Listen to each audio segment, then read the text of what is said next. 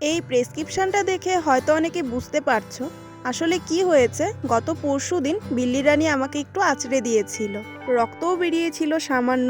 তারও সপ্তাহখানেক আগে ওকে বা কিসে কামড়ে দিয়েছে আর জায়গাটা না পুরো ঘায়ের মতো হয়ে গেছে। তো আমি বেশি রিস্ক না নিয়ে চলে গিয়েছিলাম হাসপাতালে, ওখান থেকে 3টে সুই দিয়েছে, আরও বাকি আছে।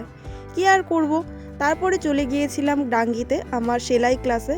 আর আমি আজকে স্কুটিটা আমার সার্ভিসিংয়ে দিয়ে গিয়েছিলাম, তো আমি টোটোতেই গিয়েছিলাম। আর দেখো আজকে এই কুরকুরেটা নিয়েছিলাম, এটা নাকি অতিরিক্ত ঝাল, তো ভাবলাম চলো একটু ট্রাই করে দেখি, বেশ ভালোই লেগেছিল।